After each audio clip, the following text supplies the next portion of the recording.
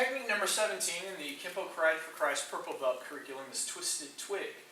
This is the first one of our locking techniques where they're putting you in a hold specific to martial arts. We've looked at the headlock, but that could be anybody with a wrestling background, or that could just be some big bruiser who would think, reach around the head and squeeze it that way. And we've looked at the full Nelson, as a hold. So for our locking techniques, we've had our hammer lock and we've had our headlock have been the two that we focused on. So this is the first time we're looking at a wrist lock, which is something that someone with some training would be applying. In this case, the outward wrist lock. They have the hands on the back of your wrist. They're taking your hand like you're hitchhiking. They'll have your right arm and they're twisting it out this way. For this technique to work, you kind of have to move quick on it. You have to be a step ahead of them, because otherwise it doesn't take very long for them to apply enough force. The way that wrist lock will work is first it'll catch your wrist, then your elbow starts to be affected by that pressure, then it goes into the shoulder, and right after the shoulder it's hips, and if you're not dropping on the floor, crack, you've lost your wrist, right? So you've got to be able to drop ahead of that. And you'll see other wrist lock type of defensive movements here as we advance that can happen at later stages. But we want to catch the wrist lock in early stages in this case. Usually with the wrist lock, there's kind of this circular motion happening, so we can assume they're taking the hand from this position across the body to the other side to set up that wrist lock here. In the process of crossing the body, if we can move in, we can stop that early. Now, there used to be, and there probably still are, you can get on, I'm guessing on eBay, but they're not as popular today as they used to be, what they call the club, that you could put on your steering wheel in your car, and it had like a little latch lock on it, so that when you got out of your car, if you set this on your steering wheel, kind of set it to lock that way, you got out and somebody wanted to steal your car, they're not going to be able to turn the steering wheel because this club thing is binding the ability to turn the wheel. What we want to do is set the club into this steering process of the outward wrist lock. And the club in this case is going to be your left arm. Your left arm is going to interpose itself between their arms as they're moving, and this twisting action, one arm kind of rolls one direction, the other one rolls on top as it sets this outward wrist lock. And between both arms, we want to set a firm stop to this motion. In order for that to happen, as they've got you in this wrist lock, I'm going to advance on it into a good forward bow. This technique also does that forward bow. The stances will be forward bow. There'll be a side horse stance. There'll be a reverse bow. You want to hit those really hard, but you've seen those before, how we hit those stances as we do the pivot. So what's new in this is we're slipping that arm in. I want to grab palm up, and I'm cross grabbing here to their left hand, here, their left arm.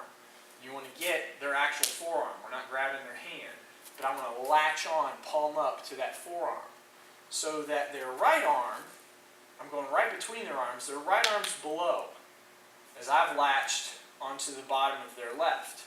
And that way, as they go to turn, it's trapped, it's stopped by my forearm. As you step forward, boom, you set this latch in there in such a way that they can't turn any further to extend your wrist past what it can stand here.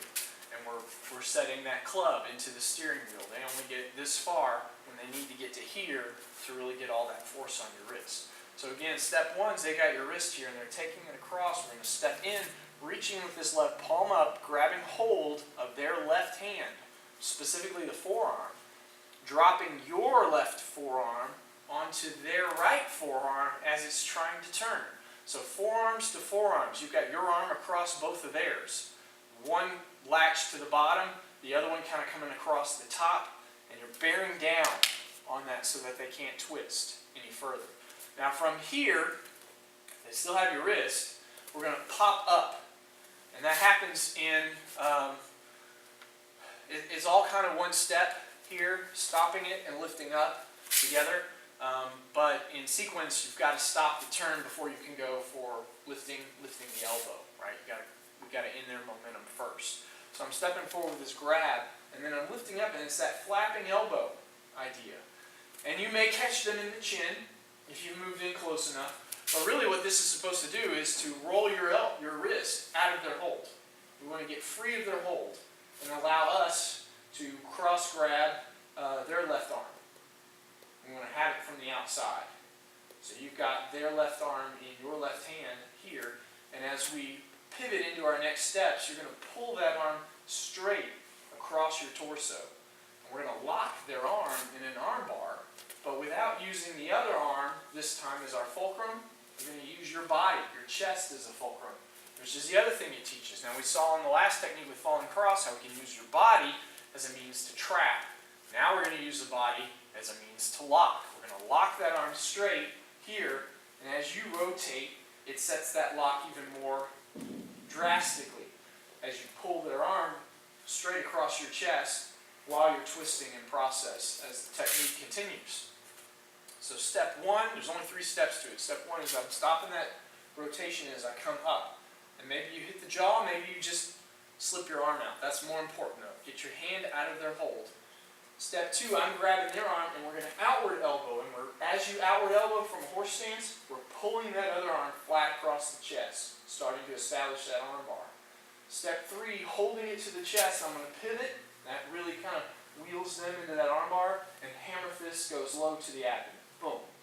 And then from there, full cover out. So you can see this in a lot of ways is similar to our choke technique in orange belt circling wing, where we have that kind of rotation, reverse bow with the hammer fist. Only now we've got their arm caught in the process, and an arm bar is happening while you're hitting them under that arm bar into the stomach. So all together here, they've got twisted twig. They're putting you in an outward wrist lock. We're going to step in and stop it. We insert the club, come up to disarm here or to get yourself out of their hold, and we're going to pull an outward elbow. That outward elbow hitting to the ribs or to the sternum. Pull that other arm straight across your chest. And as you pivot, we're creating an arm bar and hammer fist to the stomach, abdomen, full cover out, and that's twisted twig.